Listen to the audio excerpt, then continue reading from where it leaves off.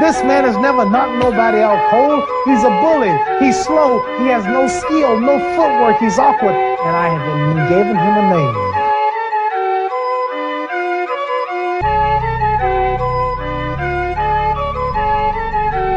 Because he fights. When he's fighting, if you ever watch him in the ring, he drags like that after his opponent.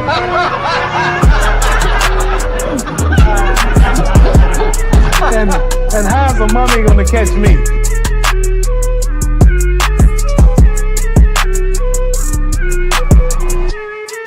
And all I had to do was to go out and beat a man who had no skill, no class. Seriously, the man had no skill. I don't know why the world is so foolish to believe in him and think that I wasn't gonna win.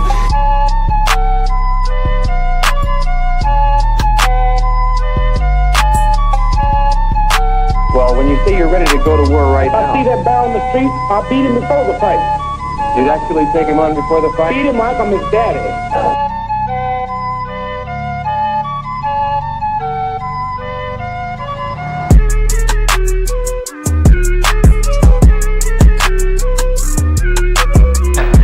All the basketball players out there, football players, they want to beat so bad, they want to get everybody. I'll go to Mars, I don't care.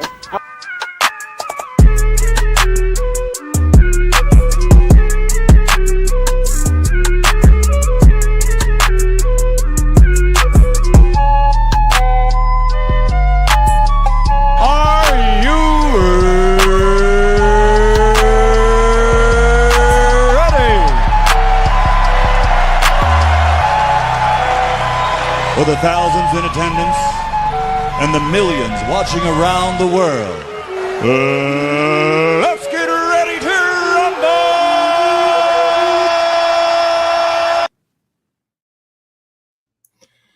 Hello, everyone. Welcome to Lights Out Debates, where we dare to debate.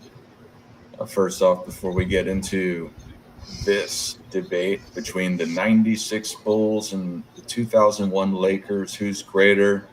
Let's say welcome to Travis. How are you today, sir?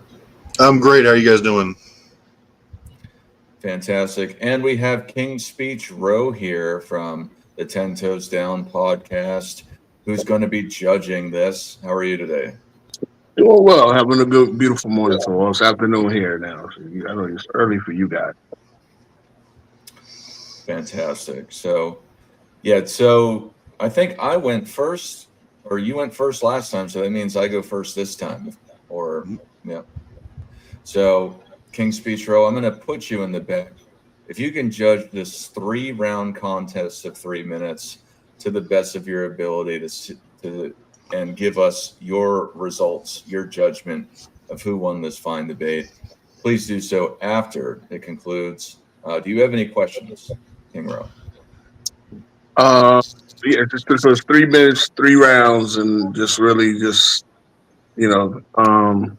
any type of format, like first round is for this, second round's for that, or it's just 3 rounds. You're gonna make arguments. Okay, cool. I'm ready. I'll go take my notes. All righty. We will see you on the end of this. All right. We've got the timer up. Do you have anything first off, let's get this out of the way. Now, I think that the 96 Bulls just have so much more of a convictive case over the 2001 Lakers. I think really across almost any measurement that in respect to what they accomplished during this time, that the 96 Bulls have a convincing case over the 2001 Lakers to be a greater team. And I think this debate, how I present it, will reflect that convincingly. And I obviously disagree. I think that the 01 Lakers have an amazing case to be not only just the better or over the 96 Bulls, but the greatest team of all time in almost every respect other than just regular season win record, which I don't think is indicative of how great a team is, honestly. And so I think that the points I'll bring today will highlight that, and then we'll go from there. All right. Without further ado, let's get this debate started.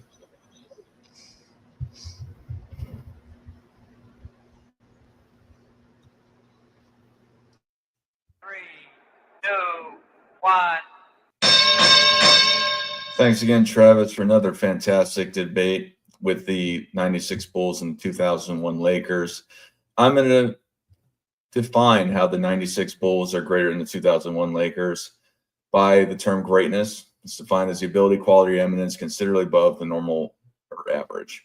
And all of these aspects in between the 96 Bulls has more convictive evidence than the 2001 Lakers due to its dominance during its run, which means to be commanding, controlling, or prevailing over all others. Dominance is the easiest way to distinguish all-time greats against each other throughout time because of variations of rules teams played and other factors. It's not a time machine basketball game. However, I think the Bulls probably pull this one off. But this is about what team is greater across all time in consideration of NBA history. To start, the 96 Bulls had greater ability than the 01 Lakers. Ability meaning the talent, skill, or proficiency in a particular area. It's dominated heads up by the 96 Bulls with few exceptions. This is centered around the 96 Bulls team's statistical output. For regular season stats per game, the 96 Bulls outproduced the 01 Lakers in points, rebounds, assists, steals, and three-pointers made, with the most notable difference being points per game with 105 to 0.2 to 100.6. Additionally, they were more efficient than the Lakers in field goal percentage, three-point percentage, and free throw percentage, with a 6% difference in both free throws and three-pointers. And for the playoffs, they outproduced the Lakers in points and steals and were more efficient in free throws by 6% as well. For individual team leaders in the regular season, the Bulls outproduced the Lakers in every stat except for blocks. For individual team leaders in the playoffs, the Bulls outproduced the Lakers in points and steals. For both the regular season and playoff individual per game stats combined, the Bulls outproduced the Lakers in total with 6-4 in individual production. Additionally, there were two statistical title winners in 96 for the Bulls, where the Lakers had 0. Michael Jordan won the scoring title, and Dennis Rodman won the rebounding title. This is one of few cases where multiple people on the same team won a statistical title and a championship in the same season. With all of this, also, one of the things that's fantastic is that the 96 Bulls went on an 18-game winning streak, and compared to the Lakers, which was not nearly as close to that. And I'll get into it, they only won 8 in a row, which is still fantastic. But the 96 Bulls had greater ability than the 2001 Lakers. 1.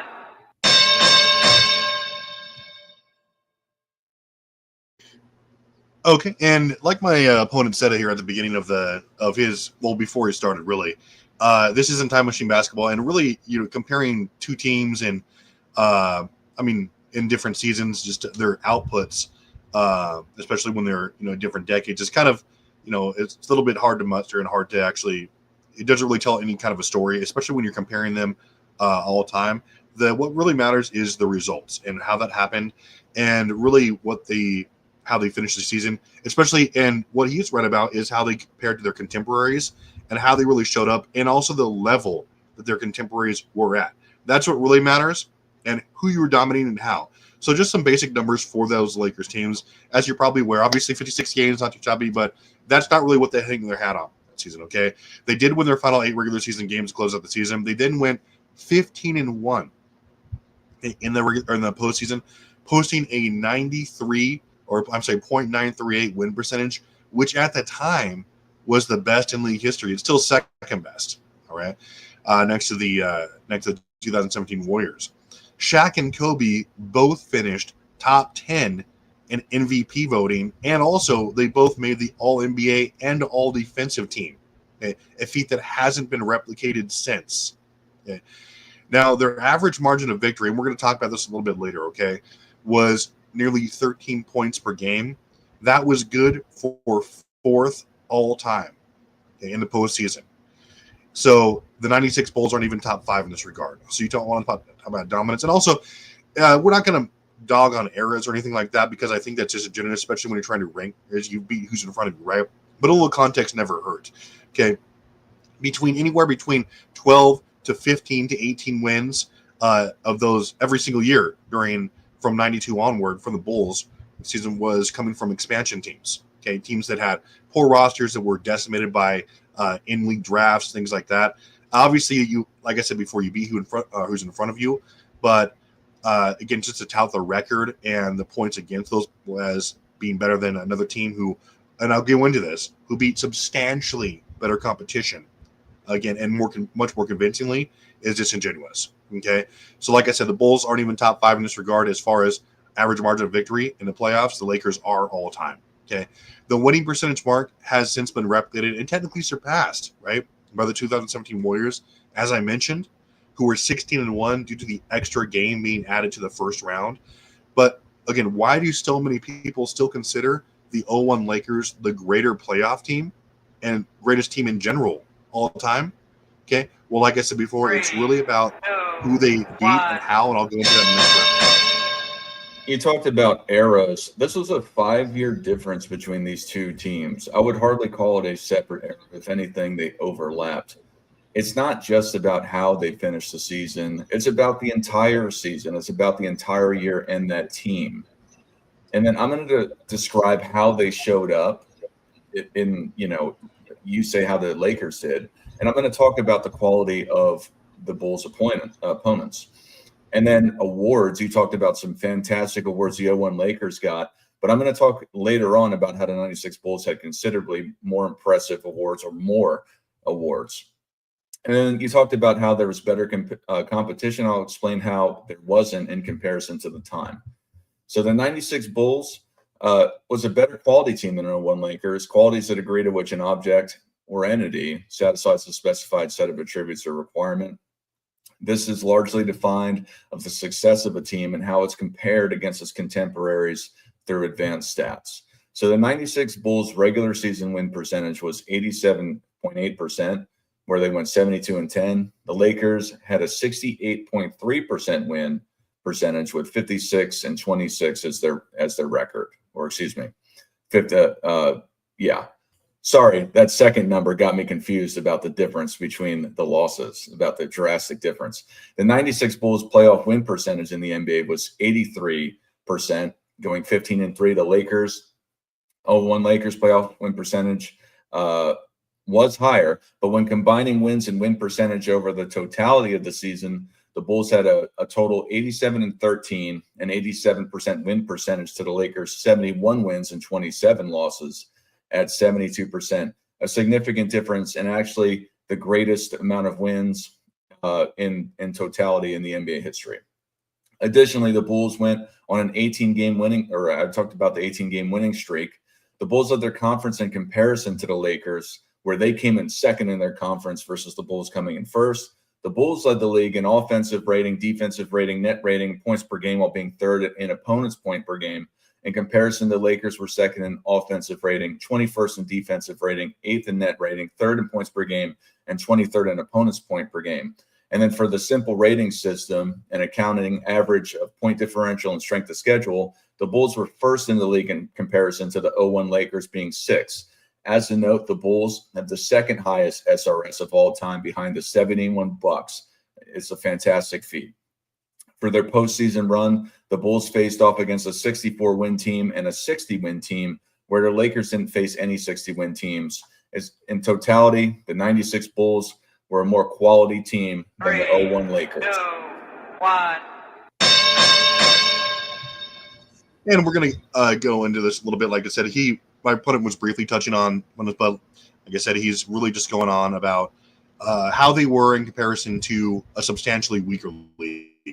And like I said, between the Bulls faced the 96 Bulls, and just to touch on them, I'm not going to harp too much on that team. I'm going to focus on the Lakers. But the 96 Bulls faced 8 expansion teams that year, okay, or teams that had come in since 1992, and 16 wins came off of those teams. Okay, and like I said, the win differential between them was 14, or I'm sorry, it was 14 games. So I mean, you're talking about their dominance versus teams that were, and like he said, they did beat 261 teams, but also two teams that didn't even crack 50 wins. They were 42 and 47. Okay, so let's go into what the Lakers actually accomplished as a team, which is substantially more impressive. Okay, so for starters, They beat the 50-win Trailblazers with again, they had Scottie Pippen, guys like Rasheed Wallace, Bonzi Wells, T. Smith, Damon Stoudemire, Sean Kemp, and Rod Strickland. 290s legends were coming off of the bench. Okay? That team was top 10 in both offensive and defensive rating. The 55-win Kings were up next with Chris Webber, Bobby Jackson, Jason Williams, Doug Christie, Paige Stojakovic, Vladivac, etc. The league's best offense by far, and a top 10 defense. Next up, and perhaps most impressive, was the 58-win Spurs. Okay, the league's best record. Okay, with Derek Anderson, Antonio Daniels, Sean Elliott, Steve Kerr, as well as Tim Duncan and David Robinson, who both finished top 10 in DPOI and MVP that year. Okay, so just the 7th time that feat had ever been accomplished, where two teammates finished top 10 in both regards. Duncan was runner-up in MVP and DPOI and 3rd in DPOI, just for context. So they were a dominant team. They were heavy favorites going in. Okay, the Spurs, again, this is prime Duncan. Again, far better than anyone the Bulls faced. That team alone. Again, we're not even going to get into roster depth, but just the players alone, this name value. Again, if you want to talk quality ones. And then they up next were the 56-win Sixers with MVP Allen Iverson, DPOY Mutombo, Coach of the Year Larry Brown, 6th Man of the Year Aaron McKee. The only time a team has accomplished these 3 feats in NBA history. Okay, and just for good measure, the roster had guys like Theo Ratliff, who finished also top 10 DPOI voting. The Lakers swept all these guys and only lost 1 game, again, to the reigning MVP. Okay? The Lakers also became just the 2nd team ever up until that point to beat at least 4 50-plus win teams in the playoffs on the way to a title. Okay, joining the 94 Rockets. And again, they did this at nearly 13 points per game average. Dominance. All right, so there were 29 teams for both of these teams of who their competition was in the league of the NBA at the time. And again, it's a 5-year difference. So what's the tangible equation for when the expansion died off about it leveling out, if it ever has? The 96 Bulls were just better than everyone else with the quality numbers, the advanced stats I described, and then just the differentials. So you're describing about how the Lakers weren't as good as their contemporaries during the season that they played. My guys were just better than everyone else. The Bulls faced off, you're talking about playoffs, who they faced off against. I already described how they faced off against more top-heavy teams. And just to drop some names, Shaq and Penny with this, who they swept, which was a 60-plus win team, and then the Defensive Player of the Year, Gary Payton and Sean Kemp, on the Seattle Supersonics. But I want to say that the 96 Bulls were more eminent than the 01 Lakers. Eminence meaning a position of prominence or superiority.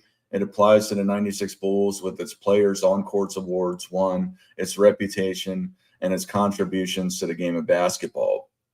These awards are largely referenced to included intangibles and prominence in the NBA versus their contemporaries and are largely considered a viable metric in sports debate due to this. Firstly, for individual awards and honors, the 96 Bulls were awarded or honored with 9 awards compared to the 01 Lakers 5. Michael Jordan won the season MVP, finals MVP, all NBA first team, and all NBA defensive team. Scottie Pippen won all NBA first team and first team all NBA defense as well. Dennis Rodman won first team all defense. Tony Kukoc won 6th Man of the Year, and Phil Jackson won Coach of the Year. And then also Michael Jordan won All-Star Game MVP, and let alone him and Scottie Pippen being All-Stars. The 01 Lakers had Shaq winning the Finals MVP, the first team All-NBA and second team All-Defense. You described some of this, but I'm going to reiterate it. Kobe Bryant won the All-NBA second team and All-NBA All-Defense second teams that year. So for attendance, which I think is marketably talking about their eminence during their time. So the 96 Bulls had an attendance throughout their year of 969,149 people that wanted to see that team play, ranking 2nd for that year for the home game attendance. The 2001 Lakers had only 776,336 people show up. That's ranking 8th of 29 for that year. So how much eminence and how much of a reputation did that team have when they're barely in the top third of the league in respect to the attendance? And that's a 200,000 person difference And that's the difference between Chicago and Los Angeles. 2, 1. So just to summarize up, my opponent's just reading off definitions in the dictionary, but doesn't really apply to what actually happened on the court. And again, when you were talking about that, we're not interested in paraphrases or anything like that. We're interested in what happened on the court and the actual results. Okay, we're not going to sit there and bust out Webster's when we're talking about who did what, and especially when you're talking about the competition. Okay, and the eminence is beating teams that again stack up and that were just as good as you, or teams that if you're not favored, or if you're favored, but again, how well do you do when it's done? Okay, the Bulls, like we just actually covered, the Bulls didn't have anywhere near their record as far as the playoff dominance. They didn't beat their opponents as convincingly. They didn't face nearly the level of competition as far as not only what their opponents were as far as league rankings, points per game, defensive, anything like that. The Lakers did. They went through a gauntlet. And like I said, they were just the fourth or the second team ever, right, to go through 50-plus win teams. Again, joining like the 94 Rockets. Now, also a couple things like for all these reasons, the Lakers check every box when you're looking at just actual greatness. Okay, the Lakers, they went through arguably the toughest playoffs in NBA history. Okay, that's just by the numbers, by the rosters, whatever you want to measure it. Obviously, there's some level of subjectivity there, but when you're talking about who beat the best and who did it so more convincingly on their way to a chip and in ways that have never been done before. Okay, the 15-1, the winning percentage, the teammates who were winning awards while doing that. And the Lakers stand alone. Shaq and Kobe have the highest again points per game combination of any two players during a single playoff run in NBA history for that year. Okay, at 29 and 30. And again, the runner-up was Wilt and Paul Arizin in 62. Okay, when you factor in all the dominance, the competition we discussed, they also edge out the Rockets because, the Rockets did the 50-plus win teams also, but they got taken to 7 games twice. The Lakers never even sniffed that.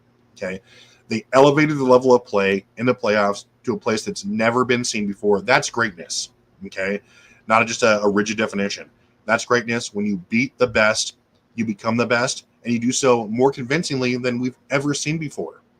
Okay, and again, when we're talking about all the things considered, believe the Lakers actually clear not just the 96 Bulls, but everyone else. 96 Bulls were impressive. The regular season agenda, some of the players were winning some of the awards. But when you look at overall performance, especially when it counts in the playoffs, the Lakers, again, clear these Bulls. It's really not even close, especially when you're looking at just, again, the production from the team overall. And, again, especially who they were competing against and who they beat. 1.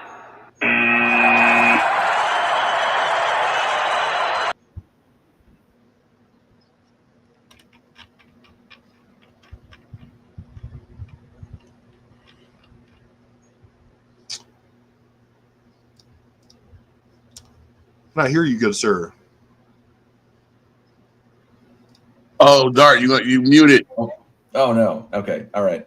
So I was going to say this is a fantastic debate and bringing a King Speech Row from the 10 Toes podcast up. But, Travis, how do you think you did in this debate? I like some of the points I brought up. I mean, this team is easy to debate for because of especially what they accomplished. I mean, mainly the playoffs, but I thought I was able to highlight a lot of that dominance well, especially when you consider the most important factor, I think, which is who they played against, which I think factors into all-time discussions. For me, I think I holistically described how the 96 Bulls were greater than the Lakers. Obviously, each team will have some edges over each other. I think I did a good job of providing the breadth of what the 96 Bulls were able to accomplish in comparison to the 2001 Lakers. But you know who it really matters, what their opinion is or their judgment of this case is? It's King Speech Row right here, sir. Can you tell us how you think this debate went first, and then tell us who won and why? Okay, so I think this debate went really good. I think you guys you did a good job of laying out the dominance of each team, right? And I think both teams were dominant in different ways. Both teams were dominant when it had especially when being that they were both that had dominant playoff runs, and in the Bulls' case, a dominant regular season. Um, you got established why and the level of dominance. So you work a lot of good team stats, the rankings during the seasons and everything, and that was a great. So I think it was very evenly matched. Um, I'm cool. I'm doing 10-9 rounds like boxing, and it was 20. It's going to be 29-28. All right. So I'm gonna get into the strengths of the first round. All right. So Dart, you came in. You established their greatness and dominance. You define greatness. You love to do that. I know that's your style. That's great. You came up with points, the playoff stats. You came up with the individual titles, the winning streak, which is when you talk about dominance. That's something I love to look at. The 18-game winning streak versus the 8-game winning streak by the Lakers. Now, Travis, he came in. Again, he agreed. He agreed, and I like see some people hate when debaters agree. I like that because it sets up. Yeah, this is not just about time machine basketball. So you establish, you pretty much established that, okay, I'm not going to ignore the other team's greatness because I'm trying to debate why my team is greater. All right. So you brought up you brought up the fact that the 8 games actually closed out the season, right? The 8-game winning streak, they went from 48-26 to go 50. So they closed out the playoff, the regular season strong. What you should have done, and I don't think you lost this round, you should have established in the 11 games to start the playoffs. Put that 19 over the 18. You understand what I'm saying? I mean, you should have established that playoff streak scoring 11-0. Now, what you did do, you brought up the fact that the All NBA and All Defensive team by 2 different players. Hasn't been accomplished by, I think that's the only time it happened. And then you brought up the fact there was a 13.4 playoff differential, which is the 4th highest. The Bulls not being, you came up with the extension argument, but I think the Dart did a better job of laying out just why the Bulls were dominant overall, right? So really close round. I'm gonna give the Dart the first one 10-9.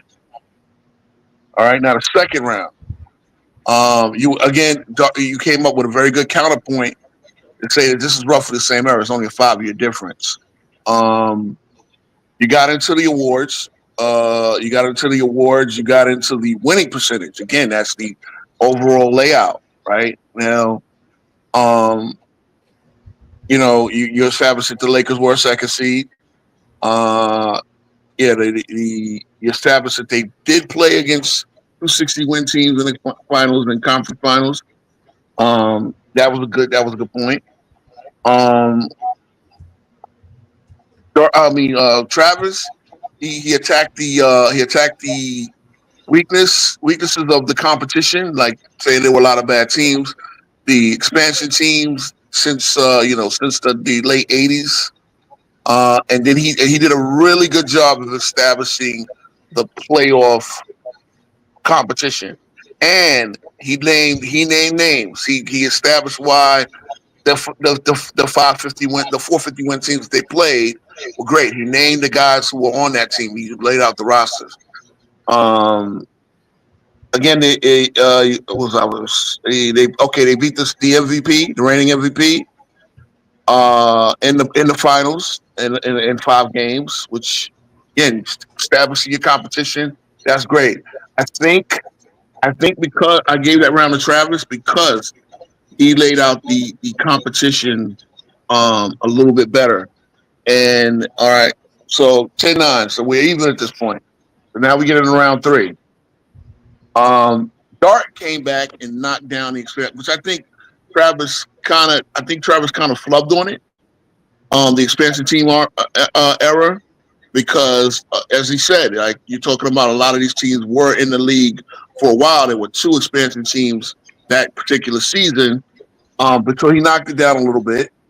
Then he got back into reestablishing the dominance of the Bulls. He said that they had 9 awards, individual awards, against the 5 Lakers. Here's what I think. Dart's strong suit. He pretty much he established more of the Lakers. Of the Bulls than Travis did of the Lakers. If I'm looking at it based on Travis's whole debate, I only know if I don't know anything about the Lakers. All I know is Kobe and Shaq.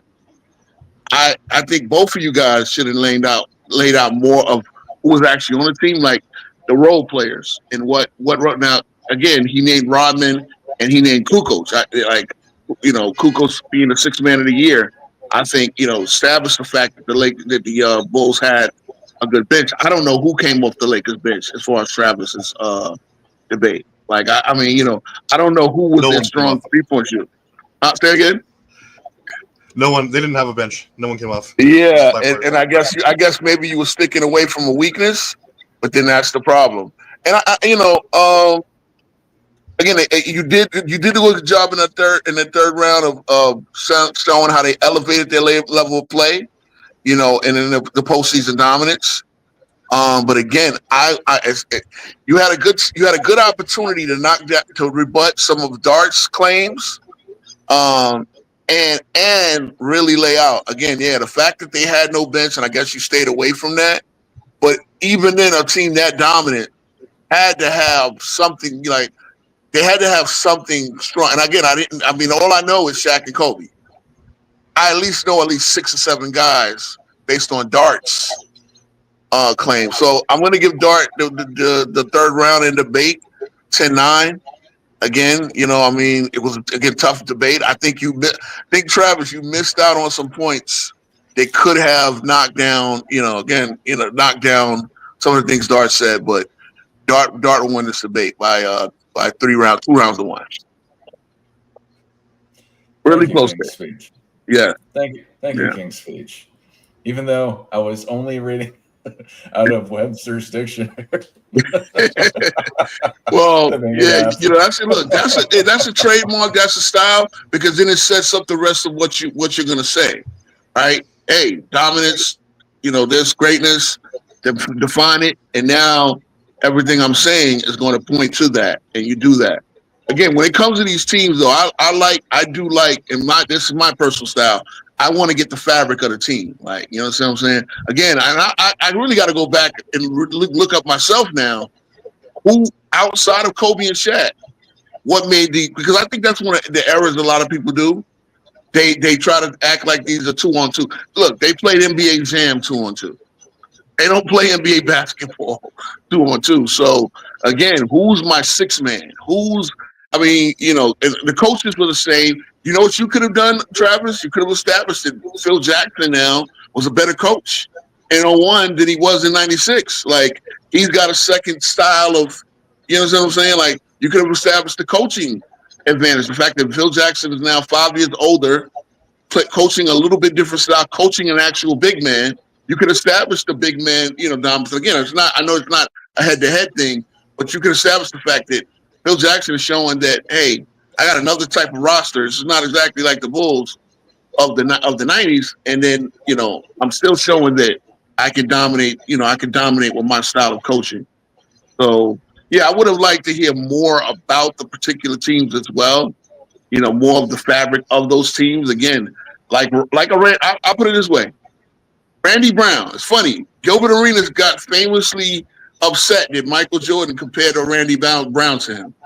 Randy Brown was very important to those Bulls because he was probably the quickest guard on that team. And if they needed a quick guard in there for some reason, Randy Brown would have filled that role, So I do like the, fabric to certain teams. Again, you could have brought up Kerr. Again, I wanted to, I think they had a good, what's the guard that came off the bench? They had a guard, the 3-point shooting Euro guard, Travis. For the 01 Lakers, that wasn't. Vucevic? No, I'm sorry. The name was so familiar.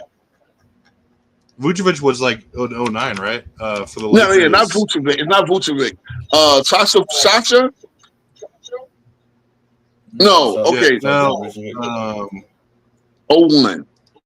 In 01, it was oh god, what's that guy's name? Medvedenko? Medvedenko, yeah. See again, because Medvedenko and then Ori. I mean, like I No. think that was a big key to them too, right?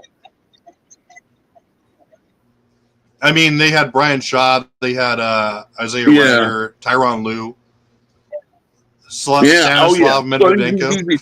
Yeah, and the fact that outside of the triangle, these guys made their timely shots. That was one of the things. That's more of the fabric of why. And I wanted to hear the fabric of why these teams were dominant. You know, because again, 16-1 in the playoffs. I wanted to hear why. Why did they step up? What happened? And again, you did a better job of establishing. I wanted to do that. They played. We only have 3 goddamn minutes, Ro. I know, but at least mention, hey, I got big, outside of Kobe and Shaq, I got big shots from these guys. You know what I'm saying? Because that was one. And again, they didn't really need too many big shots because they dominated. But again, that was one of those things. Like they knocked people out. I was about to go into like the Spurs series because, and I was going to highlight some of the stuff that like Fisher and Brian Shaw did. Because they played huge basketball. Also during like the Portland series, I was going to go into that too, but it's just like I know you gotta that would have impressed me, and I know that. You gotta pick your shots. That would impress me, and I know that. Yeah, no, I got you. But that was a good way of establishing dominance. They took the number 1 seed overall, and they beat them by an average of 103 to 82. Right? I know that just on my prior research. But if you mention that, now I can use it because that establishes more dominance, especially the strongest part of the season, the most important part of the season, probably the best team that they played overall. And to tell me that they dominated them in that way, especially right the closeout games were the most dominant.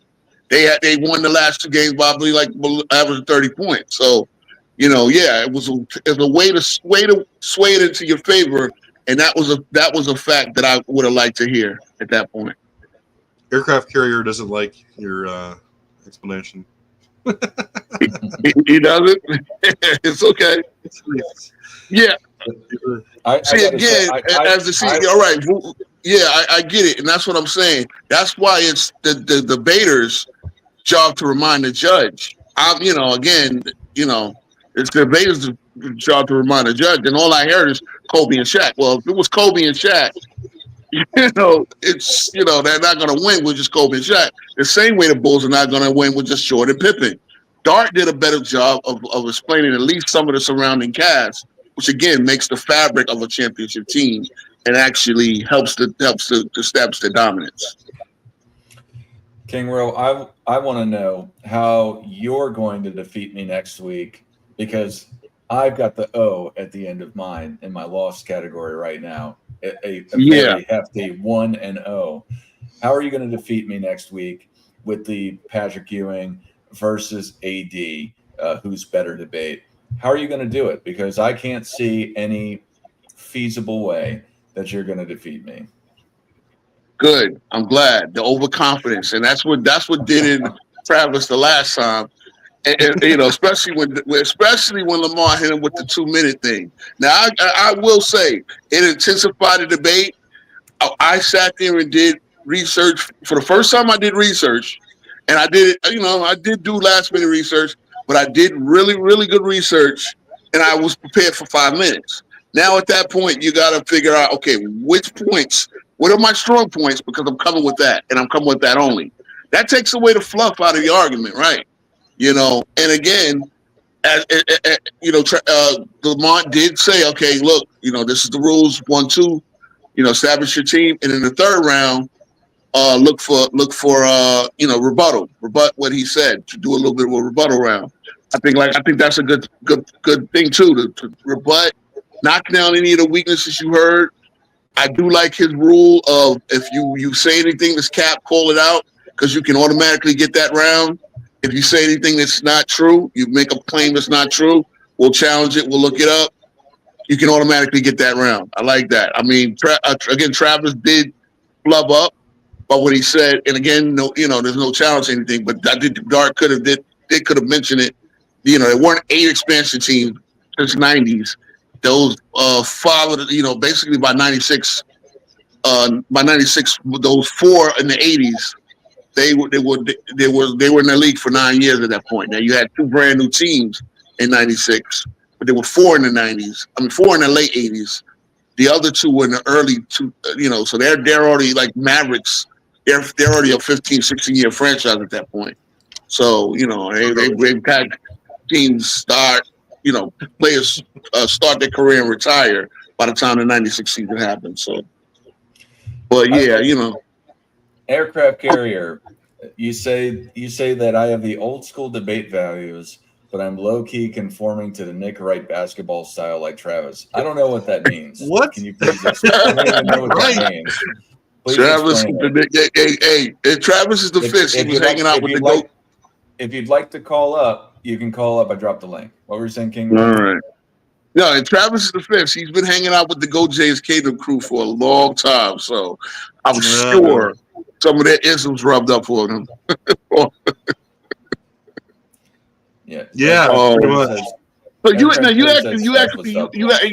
me a question, and I went off on Travis. I'm sorry. I see similar overconfidence in you. I see similar overconfidence in you, and I think I don't think you give Patrick Ewing the proper respect. I think Rex tried to really explain Ewing again, as he said. You're a Jordan GOAT guy. The biggest threat, and especially in the East, to Michael Jordan's dominance in that run were the Knicks, and that's not even close. It's not even close. No one else was close in threatening. And I don't care that the '95 Magic beat a rusty Jordan. We all know that Jordan was rusty, and on top of that, they took the 3rd best player off the 3-peat. The Knicks were the biggest threat to the Bulls' dominance. And Patrick Ewing, without another Hall of Fame player, without even a real all-star. I mean, you want to tell me, okay, well, he didn't play Jordan in '94 when Oakley and Starks made the all-star team. Without even a consistent all-star, was that every year. And even Jordan himself admitted the Knicks were coming for us. So, yeah, I mean, that's going to be and I'm going to really remind you who Patrick Ewing was, because when it comes to Anthony Davis, great player. But yeah, we're gonna put some holes in that. That's a good idea, actually. Well, I mean, what I'm thinking is that we could, since Dart won today, like we could do like you go until you lose, right?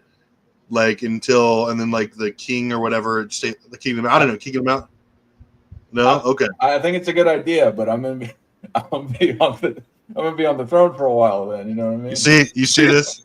Yeah. See, I mean the actual. It's funny because it's like the Knicks were no threat. Again, Michael Jordan said it. Michael Jordan said, especially the '97 team. We got to get interaction with people to pick topics for us, right? Of course. So we get layups like the '96 Bulls, things like that. So we need that.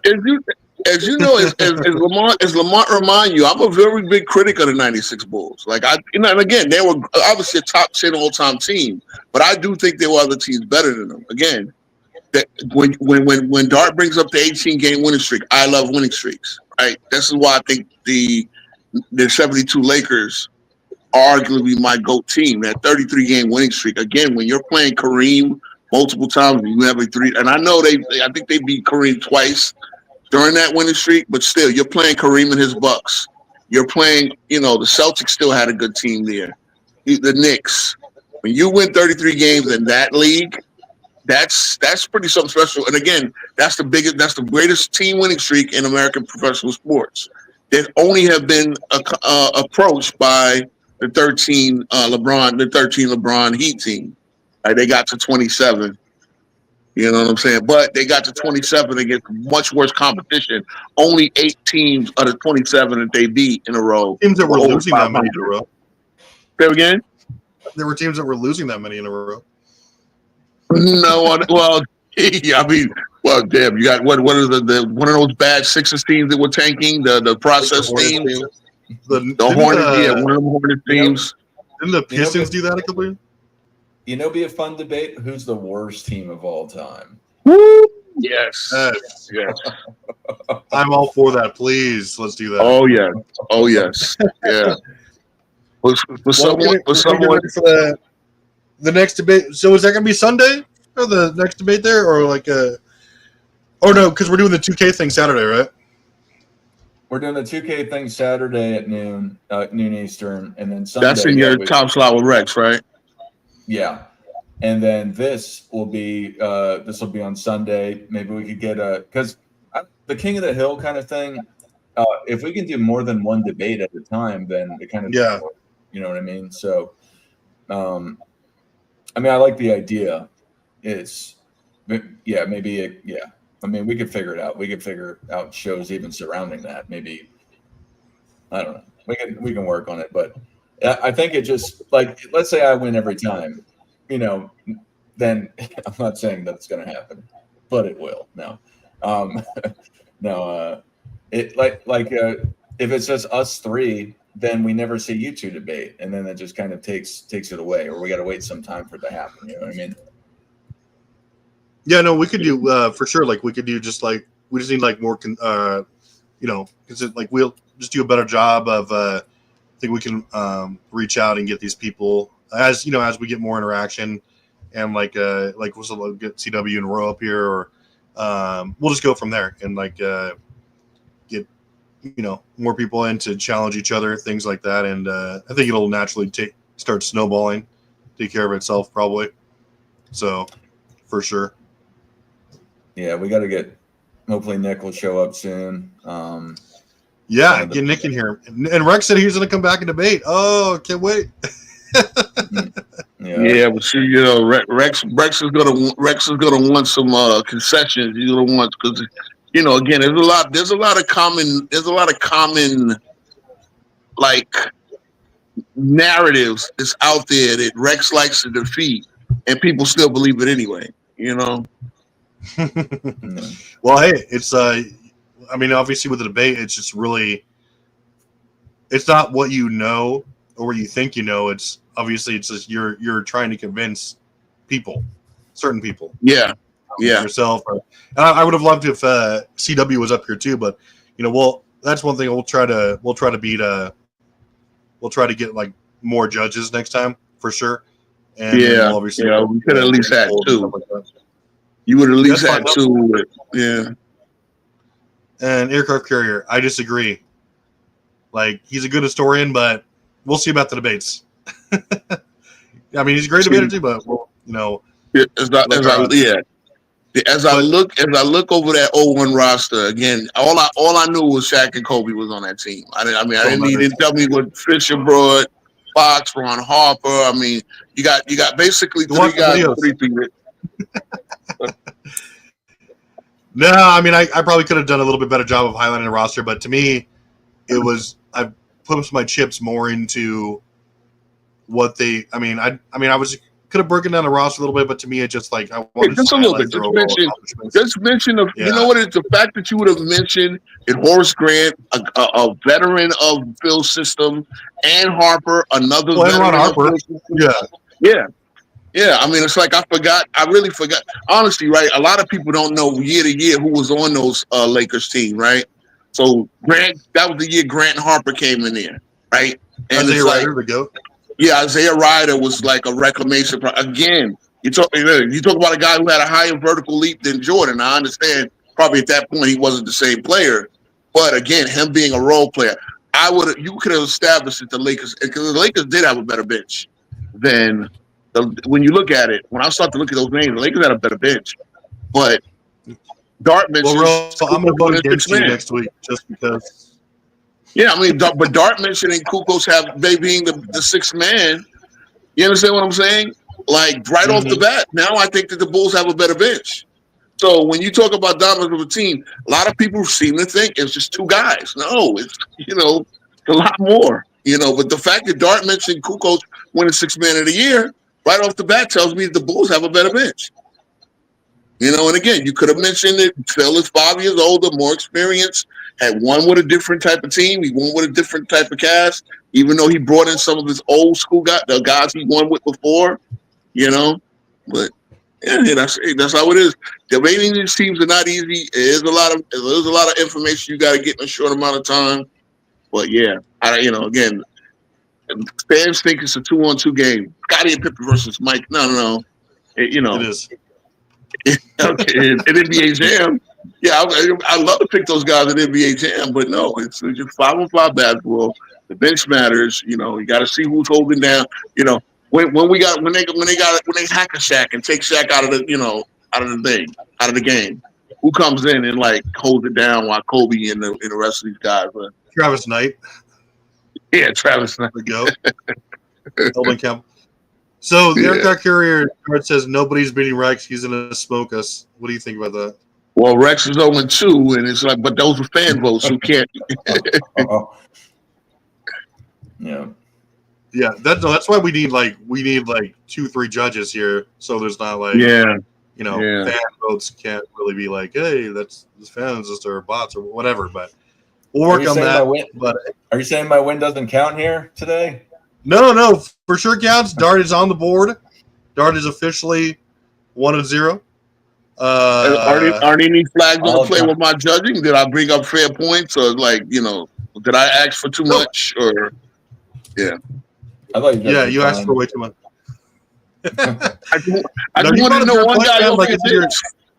No, your job is to do exactly what you did, which is to render a verdict and say why you voted that way. So yeah, I mean, if anything, it just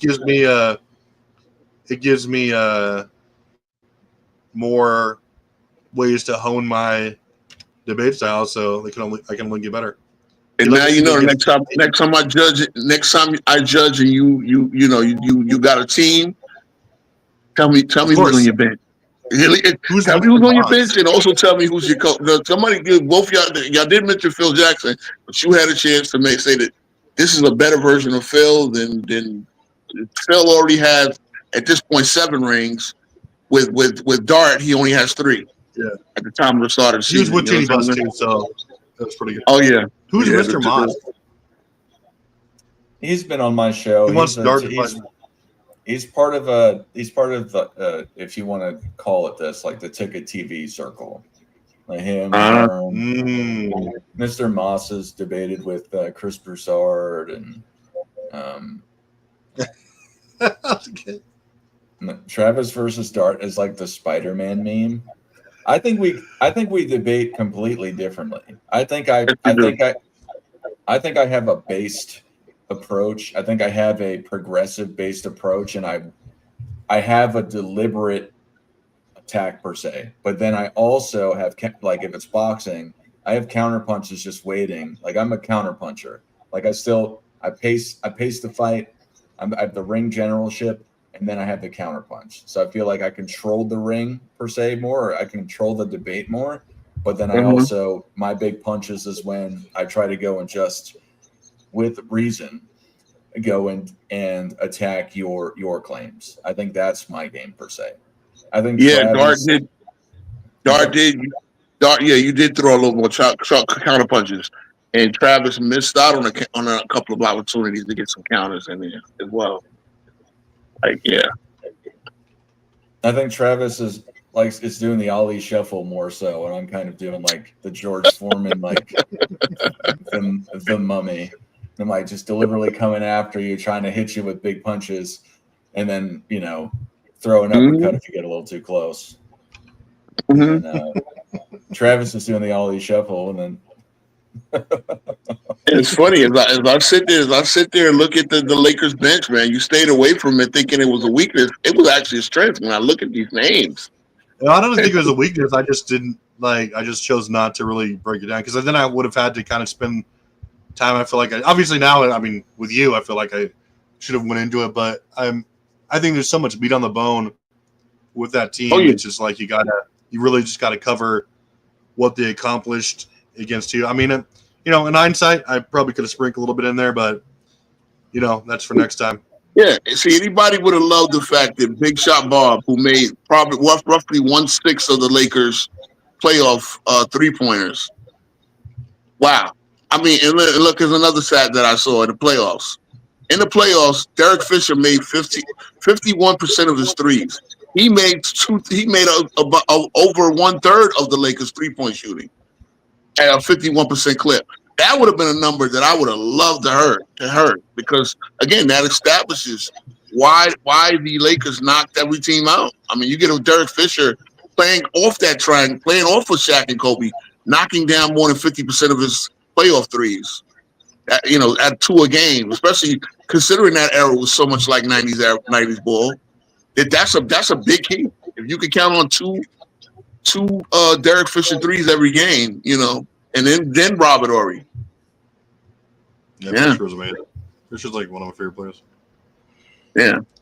Well, I'm excited for the debate next week. Hopefully, Travis, you and CW can figure out a debate. Hopefully, we get Nick in here to judge, amongst other people, potentially Hoop God. Mm-hmm. He goes to church, though, apparently. And I guess that's the reason why he's talking about not being able to come. All right. I gotta knock down a lot of Ewanisms. I gotta lock down a lot. There's a lot of Ewanisms out there, and again, yeah. Pat, so we'll probably have that debate.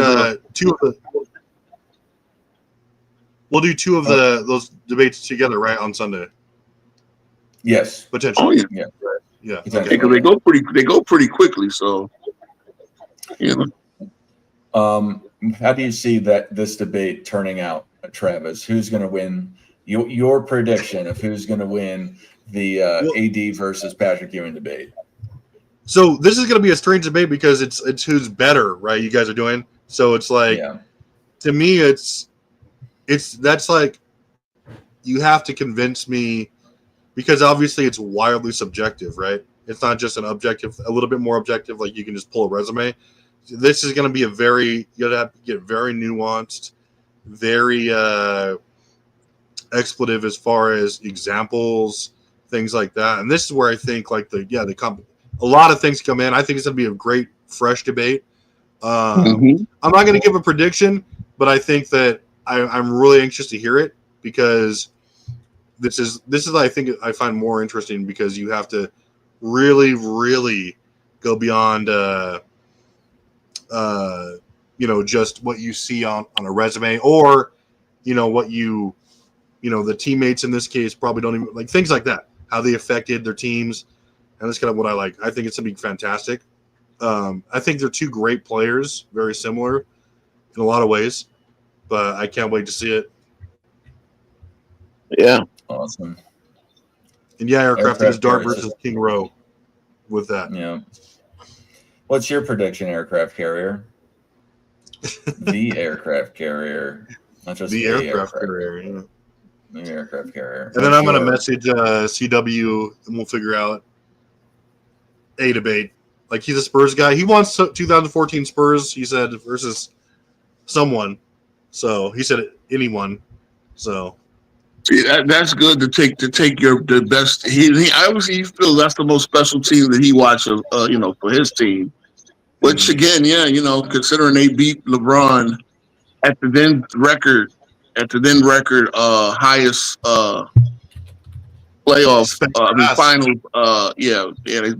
Again, that's something that I put in the negative column for LeBron. Again, they were not necessarily the favorites that year, but you playing with Bosh and Wade, and I understand Wade had a couple of injuries, the whole nine, but you are going for a three-peat as well, and you take the biggest loss at the time in NBA Finals history. That's and on top of that, that was a revenge tour, as we know. That was a revenge tour. LeBron's still better than Magic Johnson, though. We can have that debate as well. I already knocked you down on Shaq. That was light work. Shaq did it. Unfortunately, Shaq did it to himself, and I think I was able to establish that as well. Lamar didn't like that point, but the fact that Shaq peaked at the beginning and physically, his rebounding numbers were highest at the beginning of his career, and they regressed. That was But meanwhile, again, there was no fall off for Magic.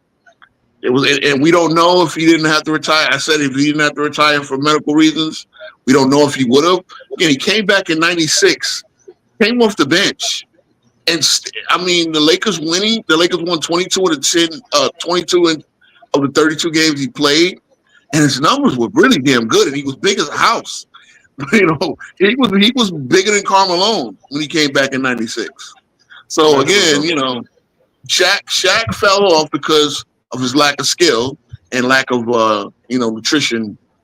He had a way longer prime than Magic Johnson. Say again?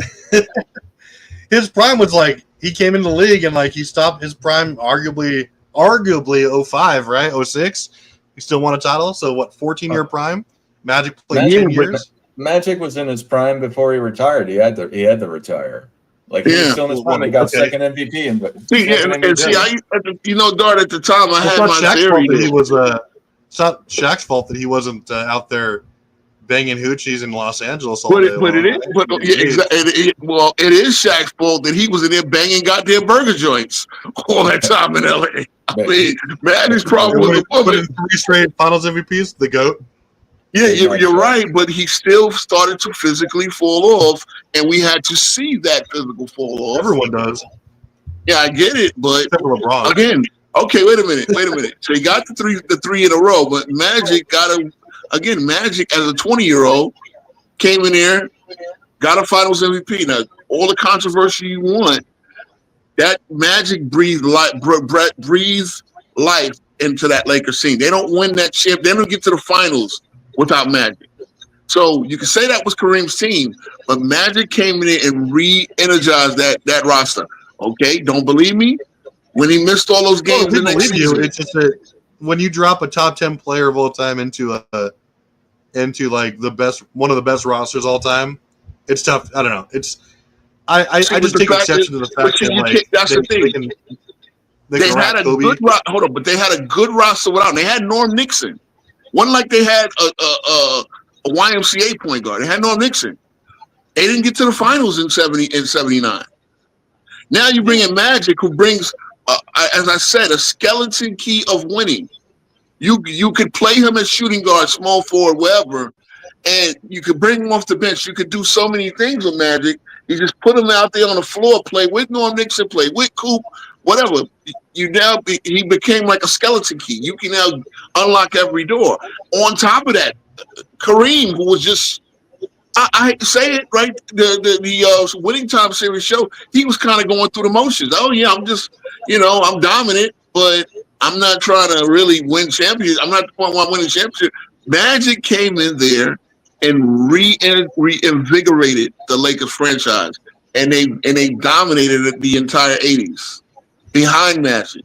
Again, not just Magic, but Magic came in there and showed. And he got the guy who wanted him to walk the ball up. Is not the 4th best player of all time. Sorry, he's just not. I mean, I can make an argument for him being the best player of all time. Again, he's my 5th. He's my 5th. And again, I tell you, my margin between 1 and 5 is like razor thin. And the only reason I will go certain guys the 4 guys I have over him is because of the longevity factors, things like that. But Magic, I could make a case for him being the GOAT. I could. I mean, you could try it, but that case would be flimsy and terrible. Again, the winning percentage. His worst team was 54-28, and he missed half that. That's right. I mean, we might have the debate sometime where you could try to make an argument where he's the GOAT. Look. And I'll argue why he's not. If wins and losses matter to you, you just argued for a 56-win team over a 72-win team, right? Right? No, wins and losses, the wins and losses I laughed have a lot on of context. I laughed on mute. Sorry. And Eric Curry, it's not Magic hate. I don't hate Magic, but you got people saying he's the GOAT. He's better than people whose resumes dwarf his, and they don't talk about. You hear all kinds of context, right? Like when you have 5 rings for Kobe, it's all about he had Shaq, but you got Kareem and Magic at 3 and 4 on Bleacher Report. Insane. But especially if you're going to be it doesn't matter who they played with, right? You know what it is? It's because you guys listen to the Nick Wright-isms. Like I said, when they put you and Nick Wright in the same category, in the same sentence, it's because the without argument is the dumbest argument ever. the Mike 1-9. No, you don't do it as much, right? You don't. First of all, thank you, Uncut Hoops. You revealed that Mike is 2-9 without Scotty because Scotty missed a random game against the Sixers in the playoffs, and the Bulls came down from 14. Michael Jordan had a 14-point comeback in the fourth quarter. Scotty didn't play that game, so Jordan is 2-9 without Scotty. But it's a stupid argument. I'd rather know what you did with the help than what you did without the help. It doesn't. If you don't have help, we can assume that the best you can do is get to a second round.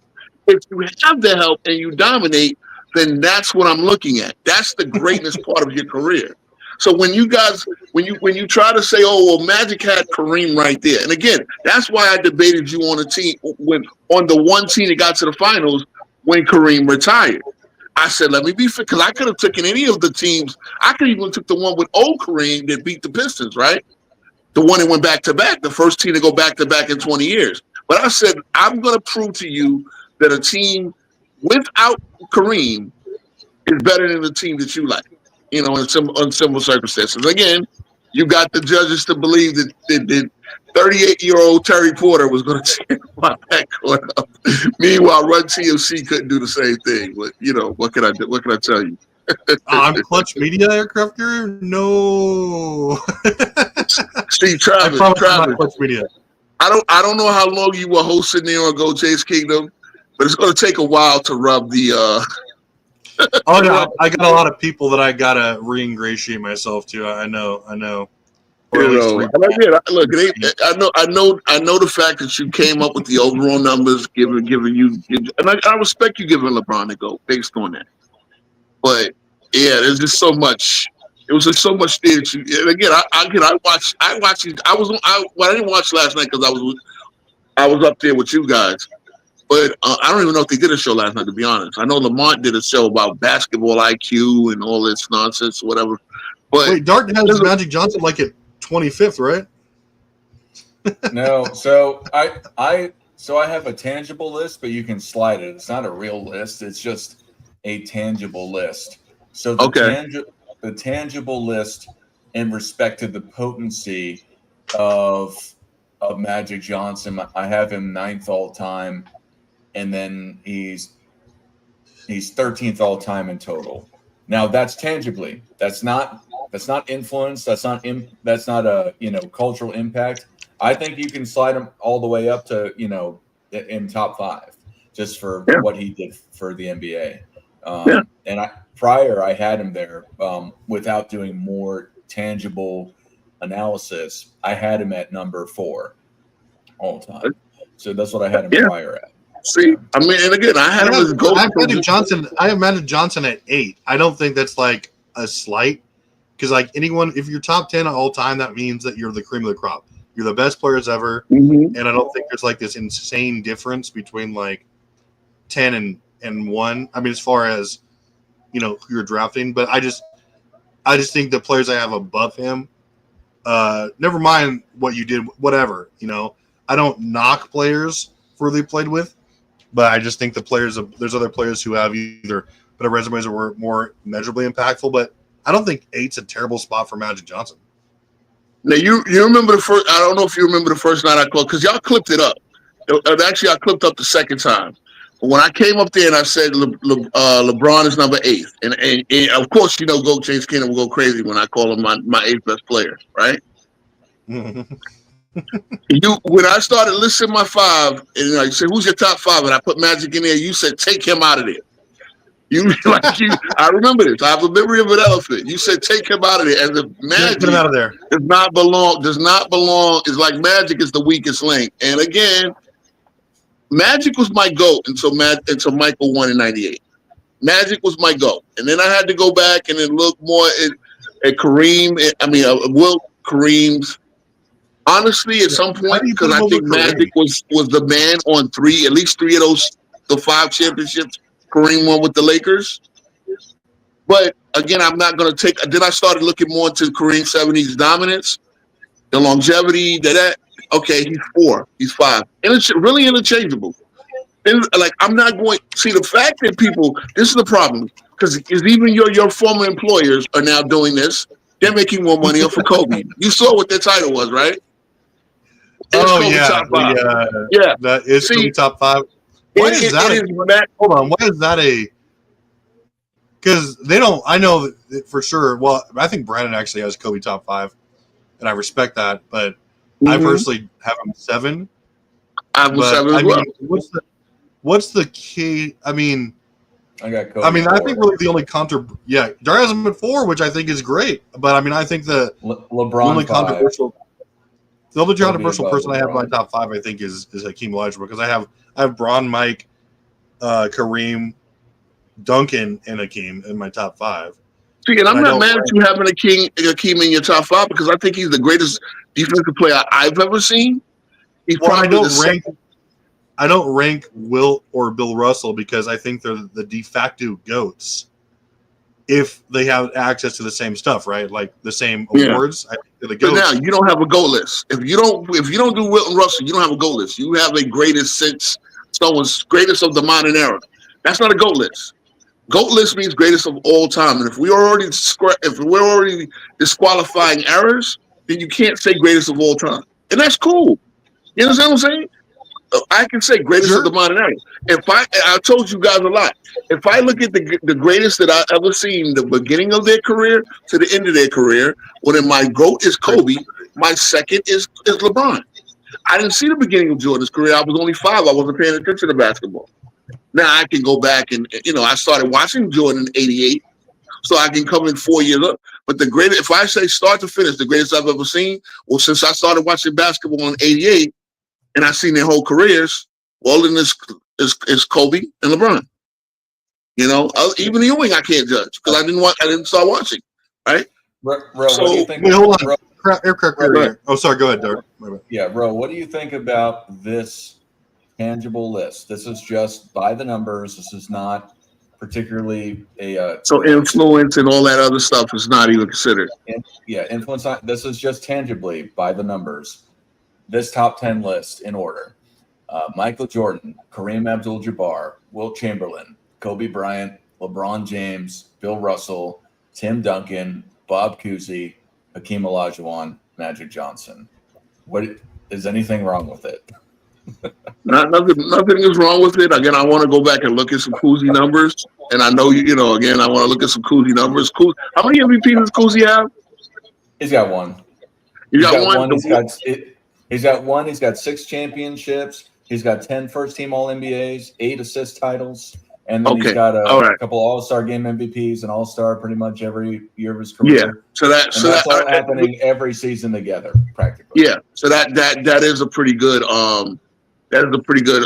talking point again for him to win the one with. Did he win it with Bill or he won it before Bill? Yeah, he won it with Bill. Okay, that was even more impressive than if he just won it before Bill. I mean, if he'd had one, I will tell you this: if he would have had one with and one without, then not, But yeah, I have no. You do have Russell and Wilt in your top 10 as well, right? I do. So wait, you're correct here, though. It's not that I'm not ranking them; it's just that I'm saying I use a player's entire resume, right? Like you can say they're top 10 great based on stats and MVPs, right? But like.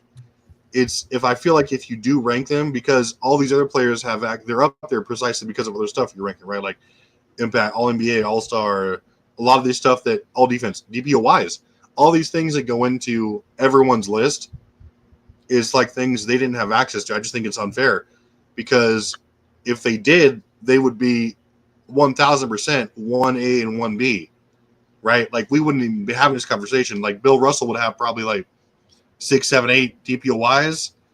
I mean, you would have they would average probably a triple double for their careers as far as stuff like that. It would just be insanity. But that's every player before 1983 or whenever the Defensive Player of the Year came out. Yeah, with that logic. Sure. Yeah. Well, I mean, it's fair, but I don't think anyone would else, even with that, would be in the discussion except for them, right? If you just look at the numbers. But Kareem may have won a Defensive Player of the Year or 2. Yes, that's true. He probably would have won a couple, honestly. Yeah. Amongst others, Jerry West maybe. And that's why when you judge the DPOY, right? obviously knowing that it started in '83, and then even now, like for Moncrief to have won back to back at the beginning of the award, that's a pretty like that. Now I'm looking at Moncrief a lot differently. I'm putting him in my top 100 definitely, even though he had such a short career. Like he had basically 7 Hall of Fame seasons, and in 3 of them he was just hanging on, but he still was just a youthful player. Yeah, but he had what has become a big man's award for him to win back to back. That's something else. Aircraft carrier, you got Dwayne Wade number 3. That's See, interesting. that's the greatest we've ever. That's the greatest I've ever seen. Well, it's not that he's ever seen it because he has Kareem. It's not that he's ever seen it. He got Braun at 10. How is Dwayne Wade? I mean, whatever. I think Dwayne Wade's great. I think he's like the 3rd best shooting guard ever, potentially, or 4th. I mean,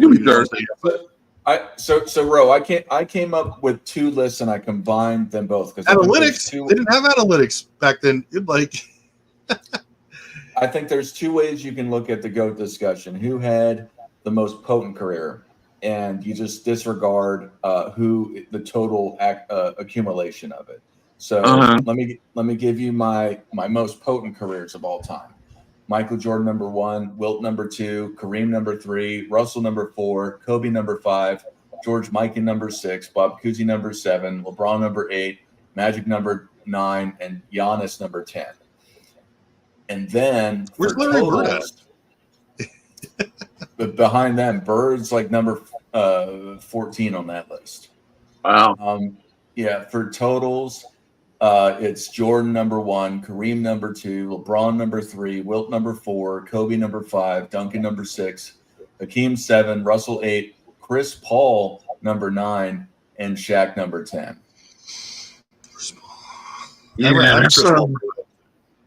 Again, it's funny. I keep my GOAT list in my mind, right? So I got 10 criteria, 10 things that I really look at.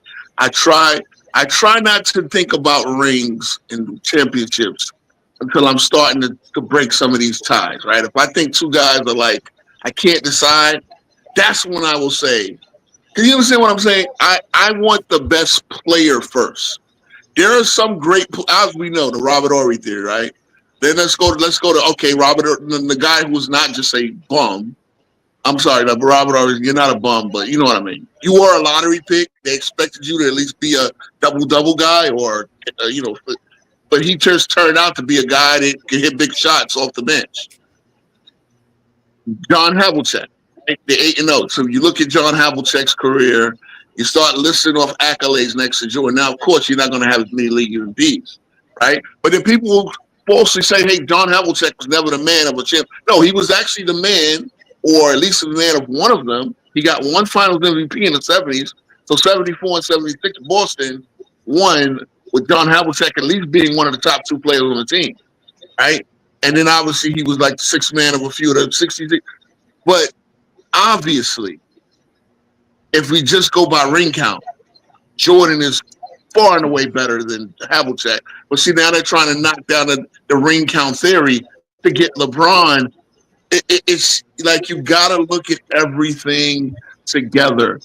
That's why I rank my criteria first. You got to be the better player. Havlicek, while a terrific player, was damn sure a lot more Scotty than he was Jordan. Like you would have never. I think Havlicek's the greatest player of all time. Do you? Yeah, he's your GOAT? Yeah. Okay. Well, why did he have a losing season after Bill Russell retired? Because he didn't have Magic Johnson. Yeah, gotcha. I mean, did he have JoJo White? I think JoJo White came in right after Russell and what's the name retired. And Cowens might have came right after that or something like that. You have Darby speaking to some Jim Crow players and like Tarzan Cooper or Dolph Shays. What's wrong with those guys? They were fantastic. What about Tom Gola? What about Paul Harrison? What about Neil Johnston? Paul Harrison definitely gets in there. Pettit. What about Jim Pollard, Joe Fulks? Yeah. Jumping Joe Folks, the first superstar of the B. Was he in the BAA or CAA? It's the BAA or NBL? BAA. Yeah. Okay. Yeah. He actually was. He averaged 23 when everybody else was averaging in the teens, 24, 20, something like that. And they say he invented the jump shot. Oh, we can't I just haven't score heard that damages, one. right? That's what I heard. I heard Jumping Joe Folks was the guy that was the first guy leaving his feet off a jump shot. So, again, this is the research that I did as a kid, and obviously I could go into it deeper, but I still got to get over. Because again, Travis, you just debated a team that won 56 games as better than the Bulls, which I respect for you for trying. But then you don't. Again, Magic's worst team was 54 wins and 28 losses, and he missed half of that season. I don't care. The regular season doesn't mean anything to me because there's so many teams because you coalesce during the playoffs, right? That's where the competition. That's very true. That's very true. That's where the intensity blows up visibly. That's where the refs are a lot more lax. A lot of players phone it in during the regular season to some degree. Like you see players intentionally rest. Not saying that was the case a lot during the 80s and 90s or early 2000s, but regular season, I mean, you win 50-plus games. I mean, whatever. Like there was a lot of injuries too. Kobe was injured for a large part of that season.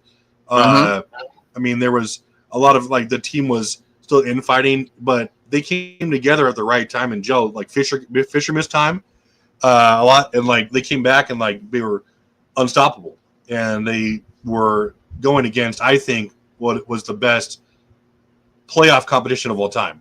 And that was the strongest argument. That's true. Real fast. I got to go to the store. If you guys want to keep talking, I'll leave this on. But if not, we can end it. Yeah, we go ahead and end it. Okay. All right. Well, thank you, King's Speech. Thank you, Travis. King's Speech. I'm gonna put you backstage. But do you have any last words before we start finishing this up, King's Speech? Yeah, man, you're going down about Ewing. I've been wanting to get you about Ewing for about a year. You keep sleeping on my man, big fella, the Hoya destroyer. Keep sleeping on him. You're gonna lose. Yeah, you're gonna lose. All right, you may catch me like Ali in George Foreman versus Ali. You might, but this might be a George Foreman versus Joe Frazier kind of situation too. We'll see. No. Yeah. Okay. All right. We'll see. I got salute. Have a good one. Yeah. You too. Bye-bye. Travis, thank you again. I still got the O next to my loss column. You've got a 1 next to yours. I got to start recording this. We should flash. I'll flash it on the screen in the beginning of next episode what the records are for everyone. Yes. Yeah. We'll have the brackets, and especially since we have 2 other people debating next week too, right? Supposedly. So yeah. Hopefully. And this is everyone in the chat too, Wood, Jericho. You guys are welcome to throw out challenges to anyone here. They're all fair game. Any topic you want, and we will debate it. We welcome all comers, and we encourage that so we can grow. And I mean, even if you want to debate somebody else, get them up here, and we'll just judge for you, whatever you want to do. We're going to be the preeminent debate spot, hopefully, be our niche, and it's a wide variety. So we'll do that, and then Dart. If we'll get the scoreboard going. Dart leads us off with 1-0, and book it. 96 Bulls are officially greater than 01 Lakers, so we'll put that one to Rex. Rex doesn't have anyone scheduled right now, I don't think. So I'm sure someone calls him out. Maybe him and Nick. Well, I don't know. He'll get back to us. So I have been using more advanced stats lately. I just do it to support my argument. I'm not really one for really. I think the easy. I think it goes both ways with that. When you start saying, well, his crossover was crisp, he was able to do this. I think it's the same thing as saying advanced stats. I think it's just a claim that, and with the stats, you have some sort of tangibleness to back it up. I don't say because one thing makes somebody greater than the other. I'm saying the ability, quality, and eminence of somebody makes somebody greater than somebody else. So if anything, I'm more going into the Webster's, school of thought, as Travis said. I'm definitely not the Nick Wright. Nick Wright, Nick Wright. What is does he even debate? I mean, I just heard him say like the most perfunctory crap. Like he'll be like 6-0. Like you want basic crap? That's Nick Wright. I mean, there's zero substance. That's Nick Wright. But I mean, like if we're talking, like here's a criteria. This is what me and Dart completely agree on, is that there's a wild difference between better and greater. Like he's going to debate better next week, and I can't wait to see that. But better and greater is like I think Kobe Bryant was better than LeBron in a lot of ways. I think he had far better footwork. I think his IQ, especially defensively, was higher. I think he was a better leader than LeBron. I think he was obviously a better ISO scorer. A lot of his mechanics were far better than LeBron. It's just, but I think LeBron was the greater player for a lot of reasons. But, it's because you can't just say, I mean, it's like, how are you ranking these players? Are you using resume? If you want to use the best players ever, that's a completely different list, right? Completely different.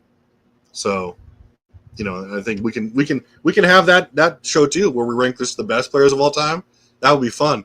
But yeah, the greater is different because I mean, you're not going to have. Are you going to have Bob Cousy as the best player of all time?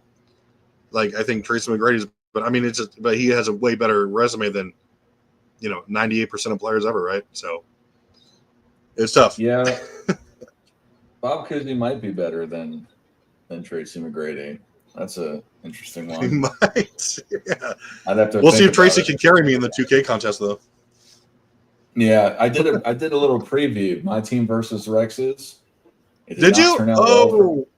It did not turn out well for me. No, I got it to the game to 11. I think I got beat by 4 points. It was pretty rough. Yeah. Well, you don't have an answer? Well, I mean, he has like a bigger team than you, right? Like, oh yeah, no, his team was way bigger than mine. My team got pretty wrecked.